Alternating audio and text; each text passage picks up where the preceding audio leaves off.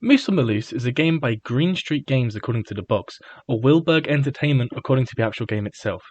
I think somewhere it also says it's by eGames or something. This is a brand or developer, I'm not really too sure. It's a bit fishy though, it was about 3 different developers, and to be honest, I don't know if I care enough about the game to do some deep web analysis hacker behind the wall scene, analyzing discs to find out the true developer of this game. Another thing that gave me really high hopes of the game is once I converted the disc to an ISO to get it to play games with VirtualBox. The image was only 16 megabytes big, which is the amount of RAM the game needed apparently to run. eGame, if that is the publisher, is very fitting for this game given this information. It feels like a very basic Flash game, and the presentation of the law file once it's of the launch file, the law file of the launch file once it's installed backs this up. It looks like it was thrown together in Visual Basic. The game also seems locked to 800 by 600 resolution, so you know it's the cutting edge of graphics. So another thing I noticed is when you launch up the game, it's customary for there to be like a little thing on the taskbar, right? I don't know what it's called, but like the running app thing, like Task Manager does it, Explorer does it, every app does it. Moose on the Loose doesn't, which is quite weird for me, because how else do you close the game? Because normally you can click that and see what it's doing. The only real indication to see that the game is running is in Task Manager. There is a process called moose.exe, which I think is just like that's it. That's the only footprint you have on your system that this game's installed, is that you have moose.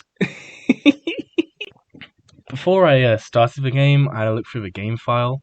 It was all encrypted files apart from the application executable and the help file. The help file was very helpful, as you can see. It was basically just a PDF of the game. I didn't really read it all. I just thought Hornbutt was funny. Yeah, that's how much we're padding out this video now. I'm talking about a help file because what else is there to talk about in this game, man, dude? You play as a moose. The premise is you go around running collecting food, but spicy food takes away your health. Hedgehogs also damage your health, so you have to jump over them.